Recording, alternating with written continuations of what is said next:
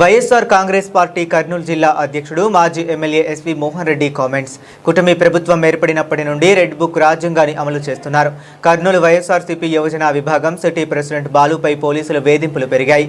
వైఎస్ఆర్సీపీ సానుభూతి పరులను భయభ్రాంతులకు పోలీసులు కూటమి నేతలతో కలిసి దౌర్జన్యంగా అక్రమ అరెస్టులు చేస్తున్నారు. కర్నూలు నగరంలోని 10వ వార్డు మాజీ కార్పొరేటర్ ఆఫీస్పై టీడీపీ నేతలు దాడి చేసి తిరిగి మాజీ కార్పొరేటర్ యూనిస్పై కేసు నమోదు చేశారు.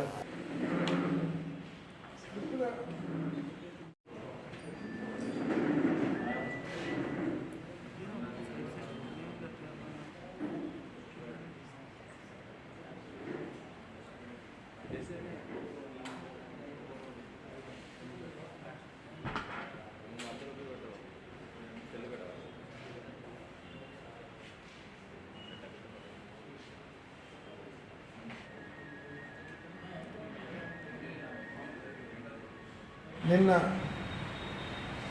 YSR Congress party town youth president Balu ఆత్మహత్య చేసుకునే పరిస్థితి అటు తెలుగుదేశం పార్టీ నాయకులైతేనేమి, తెలుగుదేశం పార్టీ నాయకుల ఒత్తిడితో పోలీస్ డిపార్ట్మెంటు ఆ పరిస్థితి తీసుకొని వచ్చారు. తెలుగుదేశం పార్టీ అధికారంలోకి వచ్చినప్పటి నుంచి మొత్తం వైఎస్ఆర్ కాంగ్రెస్ పార్టీ కార్యకర్తలను, నాయకులను పోలీసుల ద్వారా వేధించడము ఇదే పని పెట్టుకున్నారు.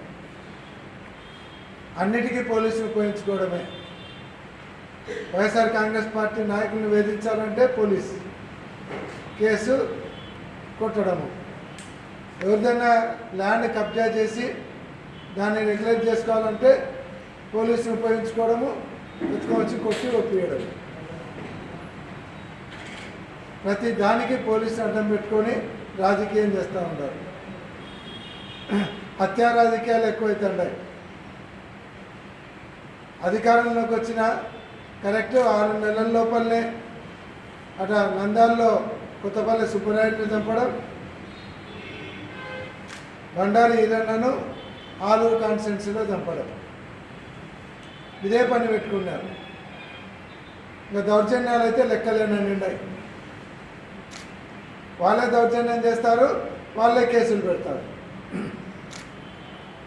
ఎందుకు కర్నూలులోనే 10వ వార్డు కార్పొరేటర్ యూనిస్ ఆయన ఆఫీస్ మీద పడి దాడి చేసి ఆయన ఆఫీస్ని అంతా ధ్వంసం చేసి ఆయన కంప్లైంట్ ఇస్తే కేసు లేదు. అసలు ఎక్కడ గలాటే జరగలేదు, ఏమి లేని దానికి వాళ్ళకై వాళ్ళు ఒకేట అట్లా కొట్టుకొని పెడితే 307 అటెంప్ట్ మర్డర్ కేసు,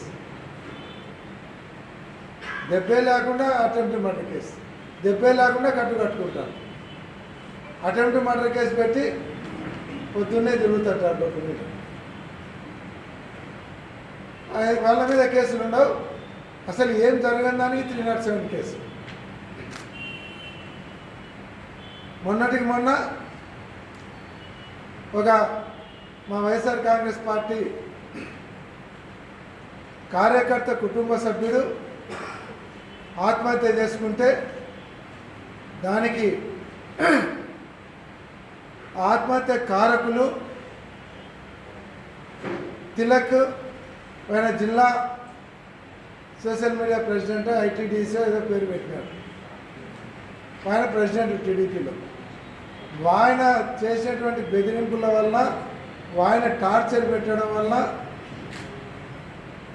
నా కుటుంబానికి రోడ్డుకి ఇడుస్తా అని చెప్పడం వల్ల నేను ఆత్మహత్య చేసుకుంటున్నాను అని ఆత్మహత్య లెటర్ రాస్తే నో కేసు, కేసే లేదు. అంతకంటే క్లారిటీ కావాలన్నా అంటే పోలీసింగ్ ఉందా లేదా? బాలు నిన్న మా టౌన్ యూత్ ప్రెసిడెంట్ బాలు అతన్ని చిన్న ఎవరో పిల్లలు నడుచుకుంటుంటే పోయి సర్దితే ఆ రోజు ఏదో వాళ్ళు కంప్లైంట్ ఇచ్చినారు, దాని మీద బెయిల్ తీసుకున్నాడు, పోయినాడు. మళ్ళా అతను నాన్ బెయిలబుల్ పెట్టకుండా బెయిల్ ఎందుకు ఇచ్చినారని అధికార పార్టీ మినిస్టర్ కావచ్చు, వాళ్ళ నాయకులు ఒత్తిడి చేస్తే అతను ఫిజియోథెరపీ డాక్టర్ ఆయన మీద పెట్టిన కేసు చూస్తే అంటే ఓల్డ్ వండర్స్లో ఒకటి అవుతారు. ఫిజియోథెరపీ డాక్టరు 20 లక్షల రూపాయల కారులో 20 లీటర్ల సారాయి క్యాన్ పెట్టుకొని ఇంటింటికి తిరిగి గ్లాస్ సారాయి అమ్ముతున్నాడు. ఇంతకంటే దారుణం ఉందా కేసులు పెట్టాలంటే? మళ్ళా అతని మీద వాళ్ళేదో టీ షాప్ కాడ మాట అనుకున్నారు. ఆమెమి కేసు పెట్టలేదు, ఏం లేదు, కంప్లైంట్ లేదు, ఏం లేదు. 2 నెలల కింద జరిగింది. కంప్లైంటే లేకుండా ఆ కేసు ఉంది రా అని నువ్వు అప్పుడు టీ షాప్ కాడ అరుచుకున్నావు రా అని ఇద్దరు పోలీసులు పోయి ఆయనను రమ్మని నేను సాయంత్రం వస్తా అంటే కూడా రమ్మని లాక్కపోవడానికి ప్రయత్నం చేస్తే వాళ్ళ అమ్మ అడ్డం వచ్చింది. ముస్లామే హార్ట్ పేషెంట్. ఆమెను తోస్తే కింద పడిపోయింది. కొద్దిసేపు అన్కాన్షియస్లో పోయింది. ఇదంతా ఇంతకుముందు కూడా తీసుకుపోయి ఇదే బాలును త్రీటౌన్ పోలీస్ స్టేషన్లో కొట్టడం జరిగింది. మళ్ళా ఇప్పుడు తీసుకుపోయి కొట్టాలనేటువంటి కార్యక్రమంతో ఏమంటే బాలు ఊళ్ళోకి రాకూడదు, వస్తే కొట్టాలి. అది వాళ్ళకు హుకుం తెలుగుదేశం పార్టీ నుంచి.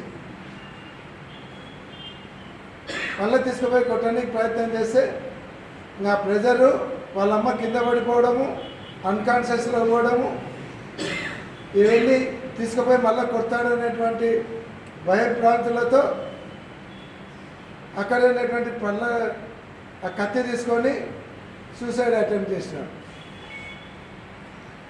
అంటే ఎక్కడికి పోతుంది వ్యవస్థ? అసలు కేసే లేకుండా ఇంటి మీద పోలీసు వాళ్ళు పోవడం ఏంది, 5-6 మంది లాక్కపోవడానికి ప్రయత్నం చేయడం ఏంది?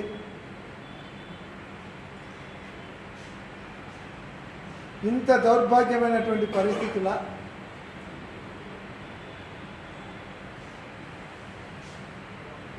ఇప్పటి వరకు కూడా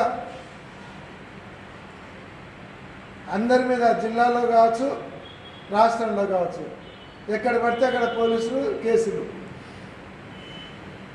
సోషల్ మీడియాలో ఏదైనా షేర్ కొడితే తీసుకొని వచ్చి జైలు పెడతారు, కేసులు పెడతారు. ఏదైనా గవర్నమెంట్లో ఇది మాకు స్కీమ్ రావడం లేదంటే కేసు. ఏమంటే లోకేష్ చెప్తున్నాడు పార్టీ ఆఫీస్ నుంచి మాకు వచ్చిందని. అసలు పోలీసులకు వీళ్ళందరూ డీజీపీ కింద, ఎస్పీల కింద పనిచేస్తున్నారా లేదా, లేదంటే తెలుగుదేశం పార్టీ వాళ్ళ కింద పనిచేస్తున్నారా?